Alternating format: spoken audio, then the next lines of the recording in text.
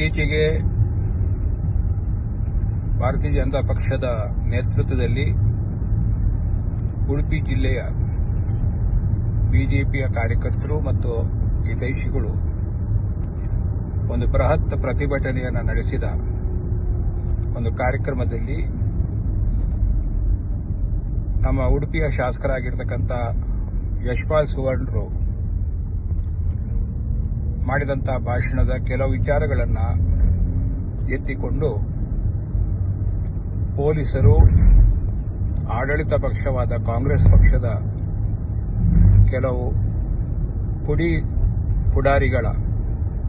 ಒಂದು ಒತ್ತಡಕ್ಕೆ ಮಣಿದು ಎಫ್ಐಆರ್ ಅನ್ನು ದಾಖಲಿಸಿ ಇಲ್ಲಸಲ್ಲದ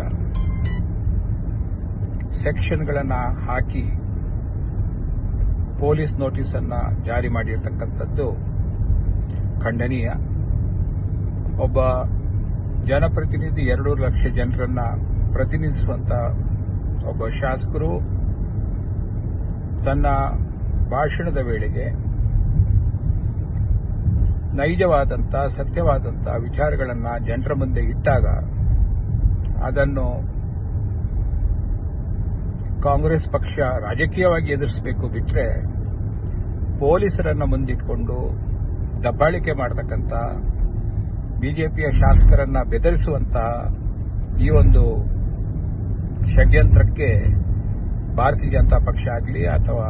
ಉಡುಪಿಯ ಶಾಸಕರಾದ ಯಶ್ಪಾಲ್ ಸುವರ್ಣರಾಗಲಿ ಖಂಡಿತವಾಗಿಯೂ ಬಗ್ಗೋದಿಲ್ಲ, ಜಗ್ಗೋದಿಲ್ಲ ಎಂಬುದು ಕಾಂಗ್ರೆಸ್ ಪಕ್ಷ ಅರಿತುಕೊಳ್ಳಿ ಅಂತ ನಾನು ಈ ಸಂದರ್ಭದಲ್ಲಿ ಹೇಳಿ, ಈ ರೀತಿಯ ದಬ್ಬಾಳಿಕೆ ಮಾಡತಕ್ಕಂಥ ನೀತಿಗೆ ನಮ್ಮ ಧಿಕ್ಕಾರವಿದೆ ಅಂತಕ್ಕಂಥ ಮಾತನ್ನ ಈ ಸಂದರ್ಭದಲ್ಲಿ ಹೇಳಲಿಕ್ಕೆ ಬಯಸ್ತೇನೆ.